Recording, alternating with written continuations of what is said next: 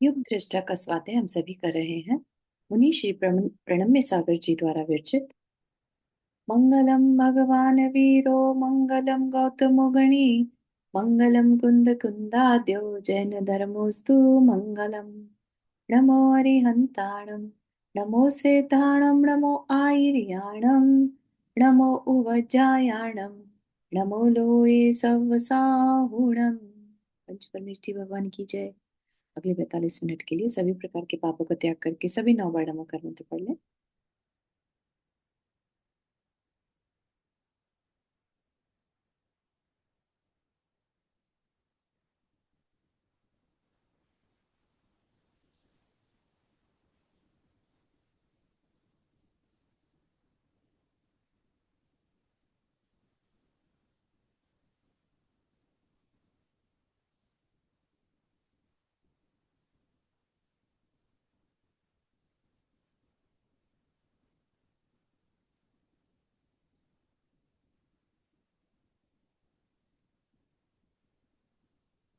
हम्म, तो हम यहाँ पर क्या देख रहे थे कि आदिनाथ भगवान का जन्म हो गया, है ना। और किस तरह से इंद्र अपनी इंद्राणी के साथ और सब देवों के साथ पूरा अयोध्या उन देवों से भर जाता है। और फिर बालक को लेकर जाते हैं सुमेरु पर्वत पर, उनका अभिषेक करते हैं और बालक का नामकरण होता है। और फिर बालक का शिशुपना दिखाया कि कैसे वो गंभीर थे, है ना। गंभीर थे, धीर थे। ऑफ कोर्स उन्होंने तो अपना जन्म ही किसके लिए किया? मानव कल्याण के लिए, जीव कल्याण के लिए। ठीक है ना। मतलब जिसने अपना जन्म ही किसी पर्पस से किया हो, उसको अब इस जीवन में कोई और इंटरेस्ट नहीं रहता। ठीक है ना। एक बहुत फोकस्ड सोल कह सकते हैं उसे। ठीक। तो ऐसे ही वो आदिनाथ भगवान थे। तो वहां तक देखा था हमने कि किस तरह से माता पिता जो थे उसके साथ एंजॉय कर रहे थे उसको, उसका बालपना एंजॉय कर रहे थे। ठीक है ना। सभी के साथ ही होता है। नाभि राय मरुदेवी जो थे अपने ऋषभ जो कुमार हैं उनका बाल बचपन एंजॉय कर रहे थे। और माँ चाहती है अपने वात्सल्य कुंभों का करुण क्षीर उसे पिलाना, यानी ब्रेस्ट फीड करना। पर उसे कोई इच्छा नहीं। अब इच्छा नहीं कह दीजिए, या बालक जो है वो तीर्थंकर बालक कभी भी डिपेंडेंट नहीं रहता किसी के ऊपर। ठीक है। वो जो इंद्र है वो बालक के अंगूठे पर, हाथ के अंगूठे पर अमृत लगाकर चला जाता है, जिसको कि चूस कर ही वो अपना स्टार्टिंग का समय निकाल लेता है। और उसके बाद भी सारा जो भोजन पान आदि आता है तीर्थंकर बालक के लिए या युवा के लिए, तो वह सब देवों के द्वारा प्रोवाइडेड होता है। तो कहने की बात है, माता पिता तो बस नाम के हैं। एक तरह से देखा जाए तो वो तो सिर्फ निमित्त बने जन्म देने में, है ना। ना तो माता को प्रसव में कोई पीड़ा हुई, ना थ्रू आउट गर्भ में कोई प्रॉब्लम हुआ, है ना। खुशी और बढ़ती चली गई, ग्लो बढ़ता चला गया, है ना। तो इस तरह से उन्होंने सिर्फ और सिर्फ इस बात का बहुमान किया कि उन्हें तीर्थंकर के माता पिता बनने को मिला। ठीक। तो अब माँ पिलाना चाह रही है पर उसे कोई इच्छा नहीं। जब कभी आंचल में चिपकर बैठता है तो माँ अपनी गोद में ऐसे समेट लेती मानो अपने दुग्ध को बालक के श्वेत रुधिर से एक मेघ ही करने का प्रयास कर रही हो, है ना। तीर्थंकर के जो ब्लड होता है वो श्वेत होता है, ऐसा बताया है शास्त्रों में। ना कभी स्वेद की बूंद, स्वेद मतलब पसीना, नहीं आता तीर्थंकर को, मतलब बालक, इवन बालक तीर्थंकर को जन्म से ही। ना मल, ना धूली का जमाव, उत्तम सहनन। सहनन होता है बॉडी में कैसी स्ट्रेंथ है, बॉडी का जो क्रिएशन है, स्ट्रक्चर है, वो कितना स्ट्रांग है, तो बेस्ट सहनन। और समीचीन आकृति। आकृति से यहाँ पर क्या मतलब? उनका देखने में, है ना। कई बार लोगों को देखा है ना हमने कि ऊपर का बॉडी बड़ा होता है और नीचे का छोटा, या ऊपर का छोटा और नीचे की लेग्स बहुत बड़ी हैं, या हाथ बहुत बड़े हैं, गर्दन बड़ी है, कुछ अनयूजुअल होना। लेकिन भगवान कैसे हैं? समीचीन, यानी हर तरफ से बैलेंस्ड। ठीक। सर्वश्रेष्ठ रूप की सौंदर्य सौंदर्य छटा पे सुरभि से आकृष्ट मधुलेही पंक्ति। सुरभि से आकृष्ट, सौंदर्य मतलब उनके दांत जो थे बहुत सुंदर। चंद्र सूर्य समुद्र मीन आदि सहित 8 मंगल द्रव्य को आदि लेकर 108 लक्षण, और तिल लहसुन मसूरी का आदि 900 व्यंजनों से खचित रचित बाल भानु का शरीर ऐसा शोभित होता, मानो विधाता ने बहुत प्रयास से इतना सुंदर शरीर बनाया हो। ठीक है। तो भगवान कैसे हैं? 1008 लक्षण वाले। ठीक है। एक तो होता है भगवान के 1008 नाम, उनके नाम के आगे भी 1008 लगाया जाता है। तो भगवान के शरीर में भी 1008 शुभ लक्षण होते हैं। जो इस तरह का नॉलेज रखते हैं, सामुद्रिक शास्त्र बोलते हैं उसको, जो शरीर के अंग उपांग को देखकर, हाथ की लकीरें, पामिस्ट्री आदि में जो निशान है, तिल मस्सा आदि है ना, बालों में घुमेरी भ्रमरी कुछ होता है, something like that, each and everything, सब कुछ मिलाकर 1008 शुभ लक्षणों से उनका शरीर बन में 1008 लक्षण थे, मंगल लक्षण। ठीक है। तो ऐसा लगता था जैसे विधाता ने बहुत प्रयास से इतना सुंदर शरीर बनाया हो, है ना। जब हम भक्तामर स्तोत्र भी पढ़ते हैं तो उसमें एक काव्य ऐसा आता है ना, कि जैसे भगवान का शरीर बना तो सारे सुंदर परमाणु जैसे दुनिया से खत्म ही हो गए हैं। ठीक है ना। इतने सुंदरता के बारे में अगर भगवान का कहा जाए तो उनका कोई भी मुकाबला किसी से नहीं, अद्वितीय अनुपम सौंदर्य, जिसकी उपमा ना दी जा सके, ऐसा सौंदर्य। हम्म। शायद शांति की परमाणु बोल रहे हैं उसमें। भक्तामर में जो दुनिया के सारे शांति वाले परमाणु थे ना, या अलग अलग उसमें भी उसको ले सकते हैं। नहीं, शरीर जिससे बना, शरीर जिससे बना वो परमाणु अब बचे नहीं। ठीक है ना। तो एग्जैक्ट लाइंस अभी याद नहीं आ रही है, लेकिन परमाणु कौन से, क्योंकि शरीर किससे बनता है? आहारक परमाणुओं से बनता है। तो जो बेस्ट परमाणु थे वो अब नहीं बचे। ठीक है। हम्म, ठीक है। इतना सुंदर शरीर प्रिय हित वचनों से आकर्षित। तो भगवान कैसे वचन बोलते हैं? जो बालक हैं, इवन बालक हैं तो भी प्रिय और हित वचन, है ना। हित मित प्रिय वचन बोलना भी एक बहुत बड़ा गुण होता है। जो वाचाल होते हैं ना, बहुत ज्यादा बोलते हैं, उन्हें फिर याद नहीं रहता कि वो हितकारी वचन बोल भी रहे हैं कि नहीं, प्रिय वचन बोल भी रहे हैं कि नहीं, बस उन्हें बोलना होता है। इसीलिए हित मित प्रिय वचनों को कहा। और मुनिराज तो अपन सबने देखा था, भाषा समिति का पालन करते हैं। तो बहुत सोच समझकर, बहुत कम शब्दों का यूज करते हुए बात को कहते हैं। ठीक है ना।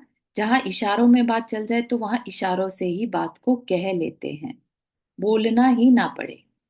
ठीक है ना। तो ये बहुत इंपॉर्टेंट है, अपन भी इस चीज को अपने जीवन में लाएं, कि जब भी बोलें, अच्छा बोलें, दूसरे के हित में हो तो बोलें, है ना। अननेसेसरी वाचाल या बहुत बोलने वाले जो होते हैं वो अपना ही अहित कर रहे होते हैं। ठीक है। मन मुग्ध करना तो पूर्व जन्म से लाए हुए अतिशय गुण थे जो स्वाभाविक थे। चंद्रमा की कला से बढ़ते बढ़ते अंग अंग के सौंदर्य की वृद्धि से अंत से त्रिसम्यक ज्ञान भी स्फुरमान होने लगे। 3 ज्ञान तो उनके पास जन्म से ही रहते हैं, है ना। कौन से? मति श्रुत और अवधि ज्ञान। ठीक। तो अब वो बढ़ रहे हैं तो उनका ज्ञान भी बढ़ रहा है।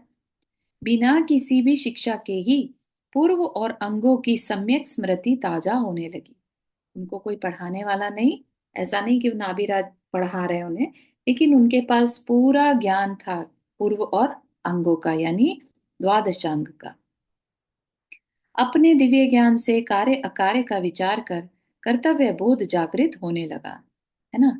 अपन सोचे कि अरे ऐसे कैसे आदिनाथ भगवान ने असी मसी कृषि शिल्प कला वाणिज्य शुरू किया होगा, है ना। भ्रामरी सुंदरी को किस तरह से सारी कलाएं सिखाई होंगी, है ना। आ, तो बात यह है कि उनके पास सारे पूर्व और अंगों का ज्ञान ऑलरेडी था। वो भी कैसे? उनके पास्ट की नॉलेज के बेस पर। ठीक है ना। सम्यक स्मृति यानी उनके अपना अपने आप ही वह ज्ञान बढ़ता चला गया, उनके पास ऑलरेडी था। ठीक। नीति निपुणता, वादित्र कला, नृत्य, अभिनय, गोष्ठी का संचालन आदि पौरुषिक कलाएं समयोचित प्रकट हो गईं। जैसे वर्षा ऋतु में आपोआप वर्षा होने लगती है और शरद ऋतु में पूर्ण सूर्य प्रकट हो जाता है ना। वर्षा ऋतु में कोई कहता नहीं कि वर्षा होनी चाहिए या करवाओ, चलो चलो वर्षा ऋतु आ गई अब तो वर्षा करवाते हैं। वो अपना एक प्रोसेस है, नेचर है ना। तो ऐसे ही जैसे जैसे वो बढ़ते चले गए, उनके अंदर ये सारी कलाएं अपने आप आती चली गई, प्रकट होती चली गई। यौवन की दहलीज पर खड़ा हुआ कल्प वृक्ष सा सर्व का भाग्य विदाता आपो आप ही युवराज था। ठीक। तो अब वो यूथ में आ गए। देवराज सिंहराज के सिंहासन पर स्वयं वे बैठे। विविध आभूषणों से उनका क्या सौंदर्य बढ़ेगा। वे वस्त्र और आभूषण ही इस देह से चिपट के सुंदर हो जाते हैं। ये क्या है? ये काव्य की भाषा है, जो कह रहा है कि वस्त्र और आभूषण क्या उनकी सुंदरता को बढ़ाएंगे, बल्कि उनकी देह से लगने के बाद वस्त्र और आभूषण की सुंदरता बढ़ गई। कौन इंद्र और कौन धरणेंद्र, कौन सी वह शक्ति जो इनकी आंखों में आंखें मिलाने का साहस करे। कौन सा वह गुण जो इस चिति में अनुपलब्ध हो। चिति, उस चित्त कह लीजिए, उनके अंदर में। कौन सी वह विद्या जो यहाँ अपनी हार नहीं मानती हो। दिग्गजों की पुष्कर से पुष्कल महाभुजाओं पर बाजूबंद थे, या अपनी मणियों को दिखाते हुए भुजंग थे। भुजंग मतलब सर्प होते हैं ना, सर्प के साथ मणियां होती हैं सर्प के ऊपर फन पे लगी हुई। तो ऐसा लग रहा है उनके हाथ जो है जैसे मणियों को दिखाते हुए भुजंग। हार और तुषार सी निर्मल देह में क्या प्रतिबिंबित नहीं हो रहा था। सदा युवा सदा बलिष्ठ देह यष्टि की क्या बात, देह यष्टि की क्या बात। पाद कमलों का वह प्रक्रम जब इस मेदिनी पर आता तो वह धरित्री भी प्रसन्न हो इन चरणों को अपनी छाती पर थामना चाहती थी।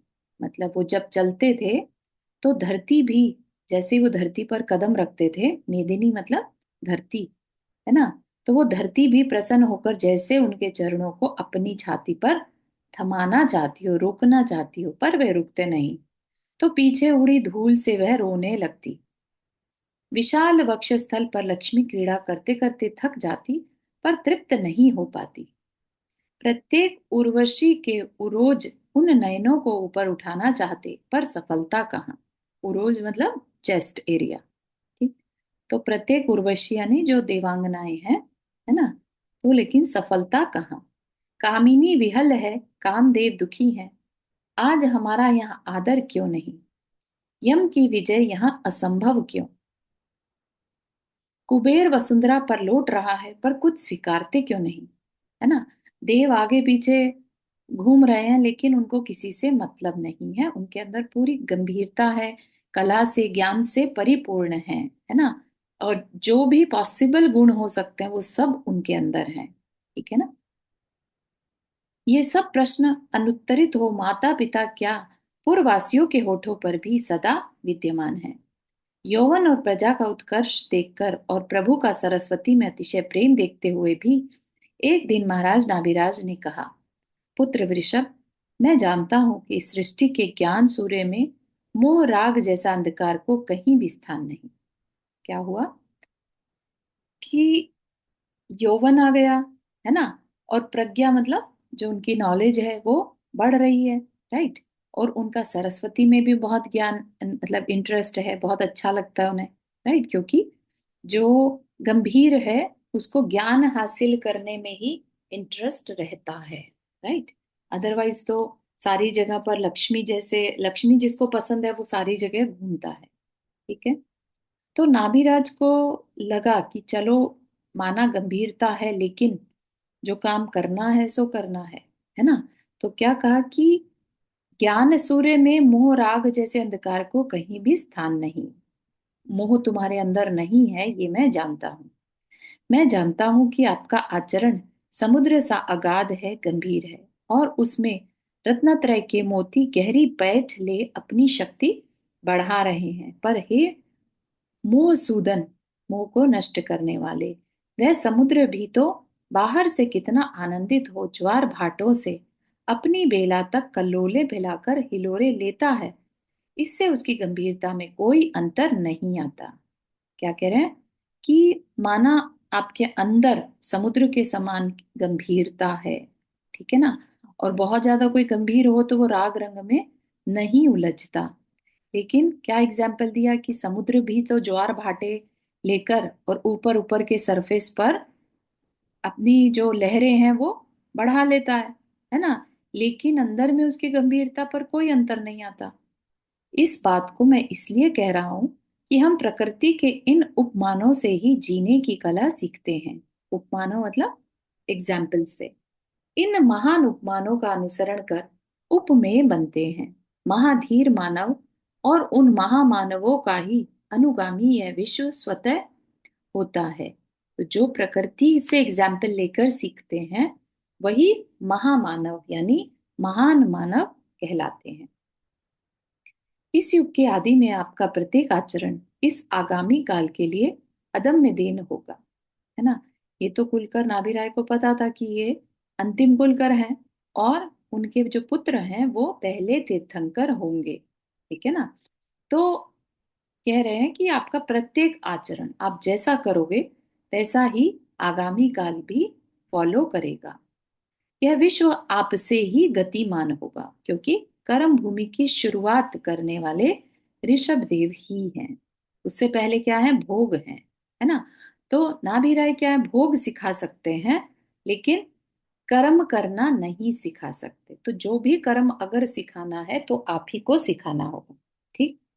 कि यह विश्व आपसे ही गतिमान होगा। आप जब चलेंगे तो यह विश्व भी चलेगा। आप जब मचलेंगे तो यह विश्व भी अपने में कुछ स्फूर्ति महसूस करेगा।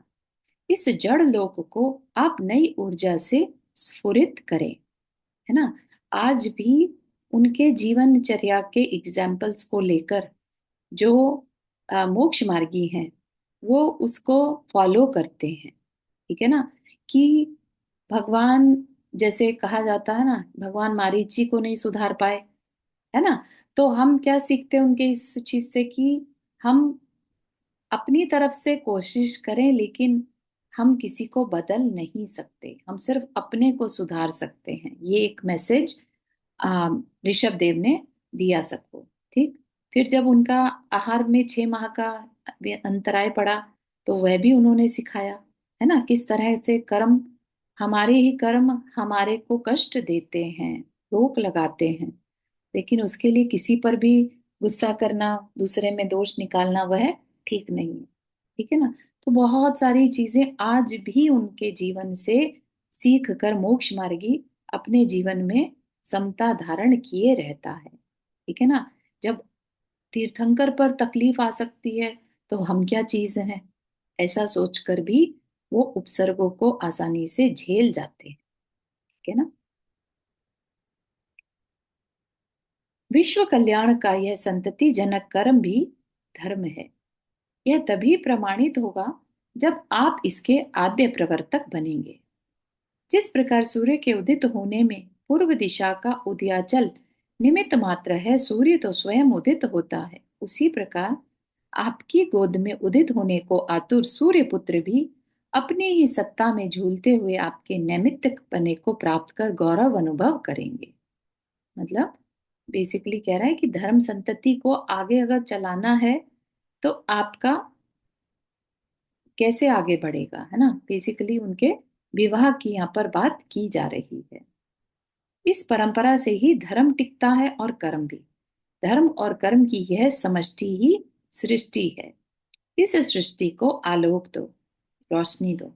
हे आर्य श्रेष्ठ, इस सृष्टि को बाहुबल दो, अन्यथा आपकी स्वाभाविक गंभीरता से यह अकर्मण्यता का पाठ सीखेगी, अन्य कुछ नहीं। भाई आप कुछ मत करो तो जनता भी तो यही सीखेगी कि हम कुछ नहीं करेंगे, है ना, हम भी गंभीर रहेंगे, ठीक है ना।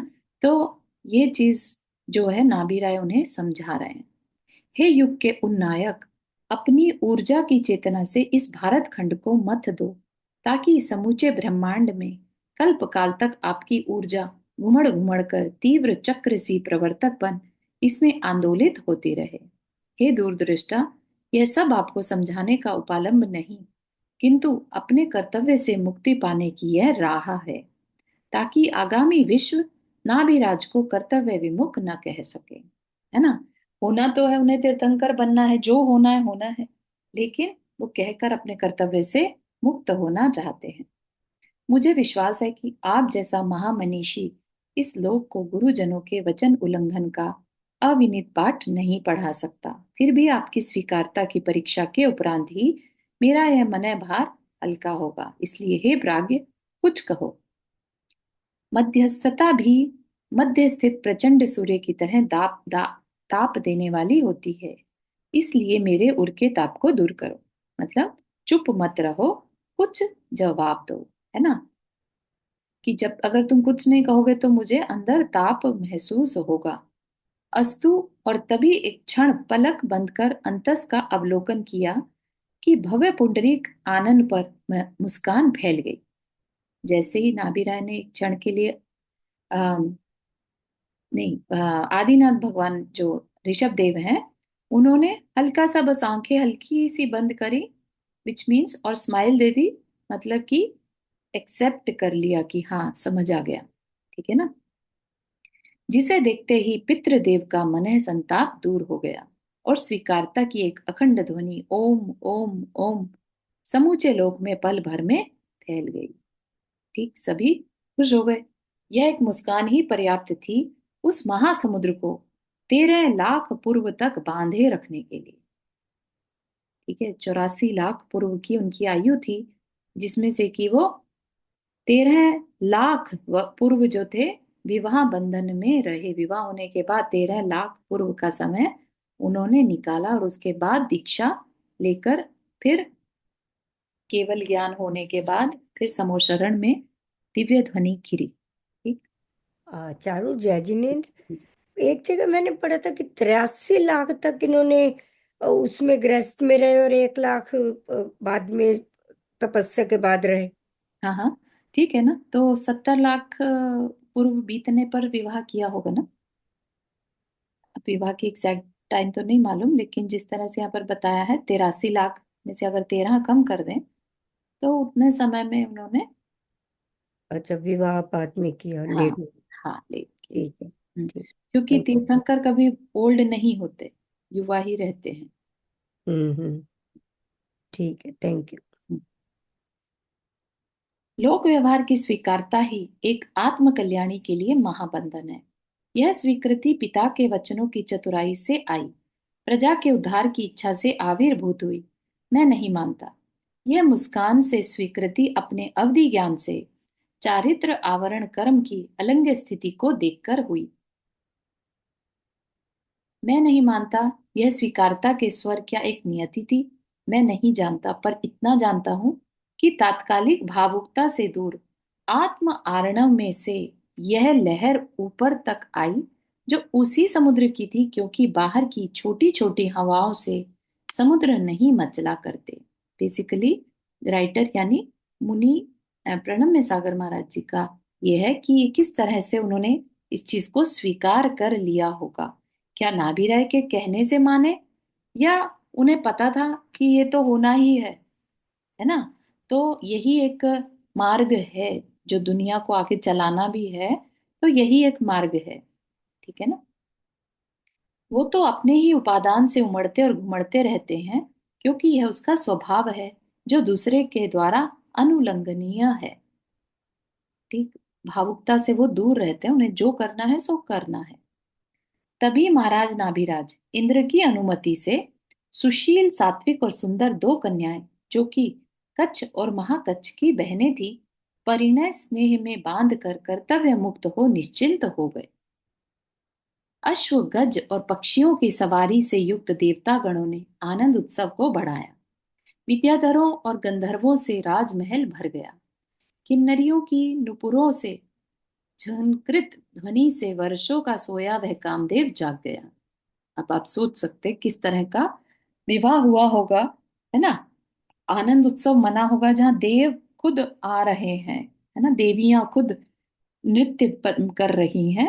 उन्होंने खूब, किन्नरियों ने वो नुपुर मतलब होता है एंकलेट्स, है ना, पायल पहनी है, उसकी ध्वनि से वर्षों का सोया वह कामदेव जाग गया। काहल पट वादकों पे अंगुली ताड़न की धक धक ध्वनि ने कन्याओं की धड़कन को बढ़ाया।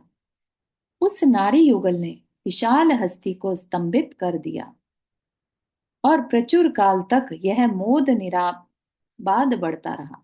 मोद मतलब प्रसन्नता। लंबे समय तक यह प्रसन्नता बिना किसी बाधा के बढ़ती रही। यशस्वती और सुनंदा उनके नाम थे पत्नियों के। यशस्वती और सुनंदा में रत युवा वृषभ ने मर्यादित आचरण किया, और तृतीय पुरुषार्थ की फलश्रुति में, तृतीय पुरुषार्थ मतलब काम पुरुषार्थ, फलश्रुति में यशस्वती से प्रथम चक्री भरत को आदि लेकर 100 पुत्र और ब्राह्मी कन्या को प्रसूता, तथा सुनंदा से उन्होंने प्रथम कामदेव बाहुबली और सुंदरी पुत्री को पाया। हिमान पर्यंत से समुद्र पर्यंत फैली वसुंधरा का स्वामी प्रथम चक्रवर्ती भरत के नाम से ही इस भूमि का नाम भरतवर्ष पड़ा। तब एक दिन भगवान ऋषभदेव जब सिंहासन पर सुख से विराजमान थे, कि सुंदर आकृति पर सौम्य हाव भावों वाली दोनों पुत्रियां पिता के पास आईं और उन्हें प्रणाम किया। पिता वृषभ ने दोनों पुत्रियों को उठाया और अपनी गोद में बैठा कुछ देर क्रीड़ा कर कहा, हे नम्र बालाओं, आप लोग शील और विनय से शोभित सरस्वती और कीर्ति की लक्ष्मी समान हो। अनेक गुणों से युक्त होने पर भी यदि विद्या गुण नहीं है, तो सब कुछ कागज के पुष्प सम निर्गंध होता है। तो यहाँ पर बहुत बड़ा मैसेज दिया जा रहा है कि शिक्षा जरूरी है। ठीक है, आदिनाथ भगवान ने भी अपनी बेटियों को शिक्षा दी।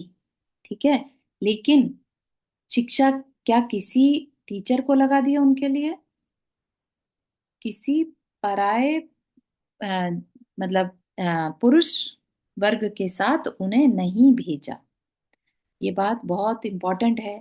इसीलिए आज के समय में भी जो प्रतिभा स्थली गर्ल्स ओनली का भी खोला जा रहा है, बेसिकली जब वो लड़कियां अपने अपने बीच में पढ़ती हैं या बालक अपने अपने में पढ़ते हैं, पहले गुरुकुल व्यवस्था रहती थी, तो ये जो साथ में पढ़ने के कारण एक दूसरे के लिए अट्रैक्शन हो जाना और उसमें समय की बर्बादी हो जाना, है ना, दिमाग का सही काम ना कर पाना, वो सब चीजें होने से, है ना, तो आगे का जो करियर कह लीजिए या जो करना है, वो चीज उतनी एग्जीक्यूट नहीं हो पाती। ठीक है, और यहाँ पर उनको सिखाया जरूर गया, इसलिए नहीं कि वो कल को घर चलाएं। ठीक है ना, तो अपने को थोड़ा सा इसमें सीखना चाहिए, समझना चाहिए कि शिक्षा जरूरी है, विद्या जरूरी है, लेकिन उसका यूज कैसे करना, समय आने पर करना या अपनी मनमानी से करना। कि जी हमें तो बहुत अच्छा लाइफस्टाइल चाहिए, इसलिए हमें पैसा कमाना है ना, मतलब अब उस टॉपिक पे नहीं जाएंगे, लेकिन आज के समय में सबसे बड़ी समस्या बना हुआ है।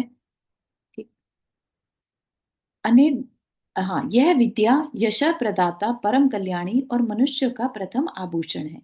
यह विद्या ही महाबल है, परम मित्र है और विपत्तियों में सहायक सखी है। जिस प्रकार रत्न को तराश तराश कर अनेक पहलूदार बनाया जाता है, तो वह अतिशय कांतिमान और कीमती हो जाता है, उसी प्रकार अनेक विद्याओं से युक्त शील विनय क्षमा आदि गुण और अधिक शोभित होते हैं। ठीक है, जिसके पास विद्याएं हैं, ज्ञान है, तो उसके बाकी गुण जो हैं और अधिक शोभित हो जाते हैं। उचित समय पर पुत्र पुत्रियों को समुचित विद्या देना माता पिता का आद्य कर्तव्य है। अच्छे संस्कारों से युक्त पुत्री ही उभय कुल वर्धिनी होती है, अच्छे कुल को बढ़ाने वाली होती है। तभी भूरी भूरी आशीषों से, भूरी मतलब भर भर के आशीष, ब्लेसिंग से पुत्रियों का चित्त प्रसन्न कर अपने अंदर बैठे श्रुत देवता को सिद्धम नमः, ये दो वर्ड का एक मंत्र है, जो प्रणम्य सागर महाराज जी और भी कुछ महाराज जी का ये कहना है कि अगर विद्यार्थी स्टूडेंट्स इस नमा सिद्धम नमः को जब वो एग्जाम्स करते हैं तो अपने ऊपर वहां पर सबसे टॉप पर लिख लें, और इसका जाप भी करें, सिद्धम नमः। नॉट सिद्धाय नमः और सिद्ध परमेष्ठी नमः, कुछ नहीं, बस सिद्धम नमः, इसका चैंटिंग करने को कहा गया है। तो अगर यहाँ पर किसी को अपने स्टूडेंट्स को सजेस्ट करना हो तो कर सकते हैं, ठीक है। और प्रणम्य सागर महाराज जी ने ओम अरहम नमः भी कहा है। हाँ, वो अलग है, ये सिद्धम नमः है ना। ओके। ये स्पेशली पढ़ाई के समय पर बताया है कि इससे एकदम मतलब फोकस बनता है, मेमोरी शार्प होती है। हम्म। मंगलाचरण पूर्वक स्वर्ण पट पर लिखा, प्रभु वृषभ के द्वारा यह सिद्ध मातृका का जो स्वर और व्यंजनमय है, सिद्ध वर्ण बन गए, और यह आमनाएं तभी से पुनः स्थापित हो गई। प्रभु ने अपने दाहिने हाथ वर्णमाला की अकार आदि हकार पर्यंत, मतलब कि सीधे हाथ से उन्होंने वर्णमाला यानी क ख ग घ ङ और स्वर और व्यंजन, व्यंजन मात्राएं जो होती है, हकार पर्यंत तथा विसर्ग, अनुस्वार, जिह्वा मूल्य और उपद्यमानीय, इस अयोग वाह सहित शुद्ध अक्षरावली को पुत्री ब्राह्मी को सिखाया। ठीक है, जो भाषा से रिलेटेड इंफॉर्मेशन है पूरी तरह से ब्राह्मी को सिखाई, और बाएं हाथ से इकाई दहाई आदि स्थानों के क्रम में गणित शास्त्र को सुंदरी पुत्री को सिखाया। प्रभु के बाएं हाथ से अंकों के लिखने के कारण ही अंका नाम वामनो गति, वामन मतलब उल्टी गति, यह आमनाएं चल पड़ी, है ना। हमेशा इकाई दहाई सैकड़ा लेफ्ट में चलता है, राइट। व्याकरण, छंद और अलंकार शास्त्र ही वांग्मय कहलाता है। इस वांग्मय से अलंकृत दोनों पुत्रियां साक्षात सरस्वती की तरह प्रतिष्ठित हो गईं। पश्चात पुत्र भरत को स्वयं वृषभ ने कहा, हे प्रथम नरेश्वर, आप व्यवसाय में समुन्नति का मूल यश अर्थशास्त्र सुनो, सुदृढ़ शासन व्यवस्था के लिए राजनीति शास्त्र सुनो। सभी विद्याओं में पारंगत पुरुष ही इस संसार की रंगभूमि पर सफल होता है। विद्यावान पुरुष अरण्य में असहाय नहीं होता। अरण्य मतलब जंगल में, जहाँ कोई और साधन नहीं है, लेकिन विद्याएं हो तो वो अपने को बचा सकता है। दुनिया में शत्रु और मित्र नहीं होते पुत्र, वे तो बनते हैं हमारे अपने व्यवहार से। इसलिए एक कुशल शासक के लिए दंड नीति का ज्ञान परम आवश्यक है। इसके अतिरिक्त मल्लग्राह, युद्ध चक्र, धनुषों का प्रारोहण विधान, नृत्य विज्ञान आदि विद्याएं भी सीखो। भरत के अनुज अनंत विजय पुत्र के लिए वास्तुशास्त्र, चित्रकला आदि विद्याओं का उपदेश मिला। पुत्र बाहुबली ने कामशास्त्र, सामुद्रिक ज्ञान, आयुर्वेद आदि शास्त्र सीखे। इस प्रकार प्रभु ने समस्त वत्सों के लिए, वत्स मतलब अपने पुत्रों के लिए, बिना भेदभाव के गो दुग्ध की तरह विद्या पान करा सदा के लिए तुष्ट कर दिया। अपने इष्ट पुत्रों और पुत्रियों से घिरे स्वयंभू देव ज्योतिषमान चंद्र की तरह, जो कि अनेक नक्षत्र और ताराओं से घिरा हुआ हो, ऐसे लगते थे। अपने पुत्रों के अतुल पराक्रम, वैभव, राजमान्य सुख, सौभाग्य और लावण्य को देखकर किस पिता का चित्त खुश नहीं होता। कल्प वृक्षों के अभाव से दुखी प्रजा के सामने, है ना, जब आदिनाथ भगवान हुए वो तीसरे काल में हो गए, हुंडा अवसर्पिणी काल के प्रभाव से। अदरवाइज तीर्थंकर हमेशा चतुर्थ काल में ही उत्पन्न होते हैं, ठीक है ना। तो तीसरे काल में जब टुवर्ड्स द एंड कल्पवृक्ष का अभाव चल रहा था, प्रजा दुखी हो रही थी, क्या खाएं, कैसे रहें, सुरक्षा कैसे करें, कुछ समझ में नहीं आ रहा था। नित नए संकट उपस्थित होने लगे। स्वभाव से अत्यंत भोले प्राणी कर्तव्य अर्थ अकर्तव्य के ज्ञान से प्राय परेशान रहते, है ना, क्योंकि भोग भूमि थी तो उन्हें तो भोगने से मतलब था, लेकिन वहां पर भी अब तकलीफ बढ़ने लगी। तभी एक दिन प्रजाजन नाभिराज के पास आकर अपने दुखों को कहने लगे। नाभिराज ने समस्त प्रजा को वृषभ कुमार के पास भेजा। वृषभ कुमार को अपनी अंतर्वेदना बताई। तब भगवान ने पूर्व और अपर विदेह की स्थिति को अपने ज्ञान में देखा कि वहां पर कैसे चल रहा है, ठीक है। विदेह क्षेत्र में चतुर्थ काल रहता है, राइट। चतुर्थ काल में सब व्यवस्था कैसी है उन्होंने अपने अवधि ज्ञान से देखा। उसी स्थिति के अनुरूप यहाँ कर्म भूमि का वर्तन कराने के लिए वृषभ कुमार के स्मरण मात्र से इंद्र स्वयं यहाँ उपस्थित हुआ। सर्वप्रथम इंद्र ने वृषभ कुमार की आज्ञा से अयोध्यापुरी के मध्य में जिन मंदिर बनाया और इस मंगल कार्य के उपरांत अवंती सुकोशल अंगवंग आदि देश नदी नहर वन खेती और ग्राम के सुनियोजित बंटवारे किए और नामकरण किया। पश्चात मतलब उससे पहले कोई बंटवारा नहीं होता था, सब अपने अपने कल्प वृक्षों से जो चाहिए मांग लिया और खा लिया, है ना। किसी को कुछ एक्स्ट्रा अलग से कुछ चाहिए ही नहीं होता था, तो ये बंटवारे करे गए। पश्चात वृषभ कुमार ने प्रजाजनों के लिए अस्सी मसी कृषि वाणिज्य विद्या और शिल्प ये 6 कर्म आजीविका के लिए बताए। गुणों के अनुरूप कार्य करने से क्षत्रिय वैश्य और शूद्र 3 वर्ण की स्थापना की। ठीक है, गुणों के अनुरूप, जाति के अनुरूप नहीं, गुणों के अनुरूप। ठीक है, जो जैसा कार्य करे वो वैसा, है ना। कोई क्षत्रिय घर में पैदा हो लेकिन अगर वो दूसरे की सेवा करता है तो वो क्या होगा, अपने कर्म से शूद्र कहलाएगा। ठीक है, उनमें जो शस्त्र धारण कर आजीविका करते थे वे क्षत्रिय कहलाए गए। जो खेती व्यापार तथा पशुपालन आदि के द्वारा जीविका करते थे वे वैश्य घोषित किए और जो उनकी सेवा शुश्रूषा करते थे उनको शूद्र कहा गया। आप नोटिस करिए यहाँ पर ब्राह्मण वर्ग नहीं है। ब्राह्मण वर्ग की रचना जो इंक्लूड किया गया वो भरत चक्रवर्ती ने किया था। ठीक है ना, उसको कभी भरत जब हमने शायद पद्म पुराण पढ़ी थी या उत्तर पुराण जब हम देख रहे थे तब उसका वर्णन आया था, है ना।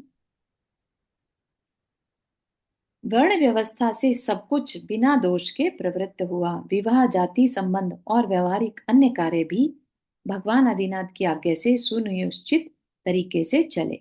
प्रजाजनों के लिए इस कर्म युग का प्रारंभ आषाढ़ मास के कृष्ण पक्ष की प्रतिपदा के दिन किया गया, इसलिए भगवान प्रजापति कहलाने लगे।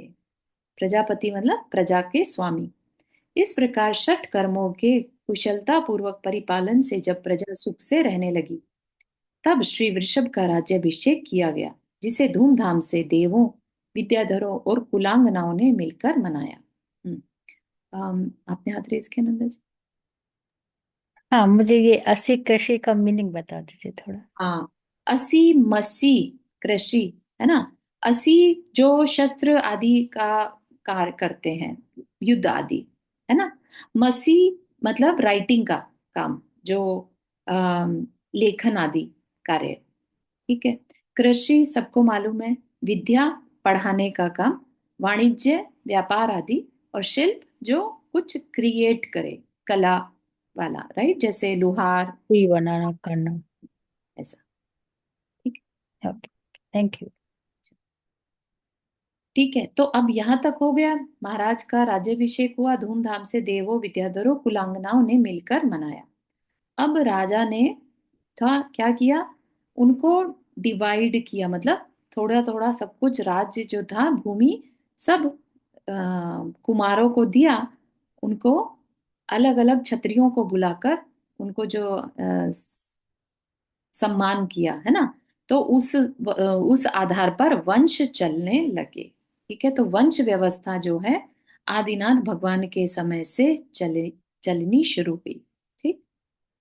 पश्चात वृषभ राजा ने हरि, अकंपन, काश्यप और सोमप्रभ इन 4 भाग्यशाली क्षत्रियों को बुलाकर उनका यथोचित सम्मान कर उन्हें क्रम से हरिवंश, नाथवंश, उग्रवंश और कुरुवंश का राज शिरोमणि बनाया तथा कच्छ महाकच्छ राजाओं को अधिराज पद दिया। ठीक है। मनुष्यों को इक्षु रस संग्रह का उपदेश दिया, इसलिए वे इक्ष्वाकु कहे गए। इक्ष मतलब इक्षु, जो गन्ना, है ना। इक्ष्वाकु वंश के कहे गए। कुल वंशों का विभाजन संचालित किया, इसलिए आप कुलकर कहलाए। युग के आदि में प्रजा को सुख पूर्वक आजीविका बताई, नगर ग्राम आदि बनवाए, इसलिए आप विधाता विश्वकर्मा सृष्टा कहे गए, है ना। जिनको कह देते ना आप ही, ब्रह्मा विष्णु महेश सब आप ही हैं, राइट। ऐसे भगवान ऋषभदेव ने युग के आदि में इस विश्व को संचालन अपनी प्रज्ञा से किया और समुद्रांत तक फैली सती सी इस महाधरा का शासन किया और सभी को अनुशासित किया, है ना। तो जो आर्यखंड है, कहते हैं जैन भूगोल के अकॉर्डिंगली पूरी पृथ्वी जो है ना वो आर्यखंड है। ठीक है। अब उसकी डिटेल में तो नहीं जा सकते, लेकिन ऐसा कहा जाता है। ठीक है। तो ऐसा कोई छोटा मोटा कोई अयोध्या एक छोटी सी सिटी वैसा वाला अयोध्या नहीं था, बड़ा पूरे अम, भारत क्षेत्र के आर्यखंड को भगवान ने संचालित किया। ठीक है ना।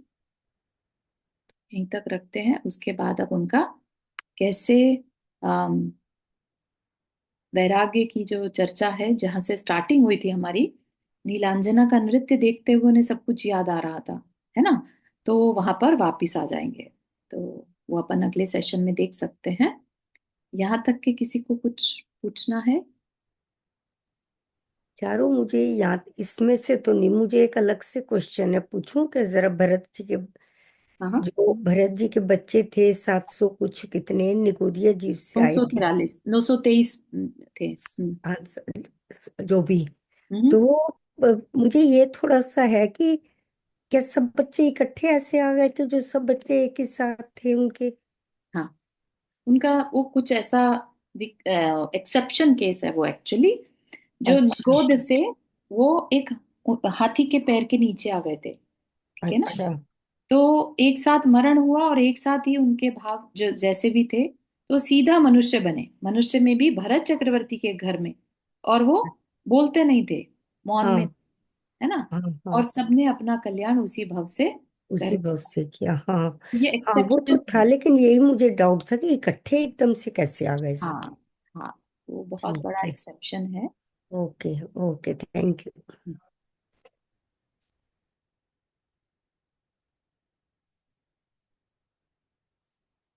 चलिए यहीं तक रखते हैं।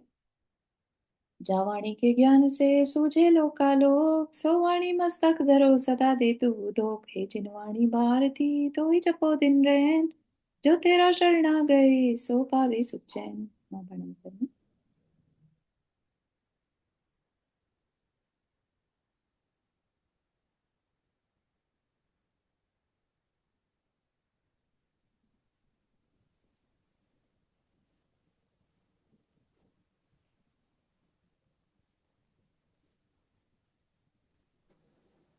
सभी को जय जिनेन्द्र। जय जिनेन्द्र। जय जिनेन्द्र सभी को। जय जिनेन्द्र।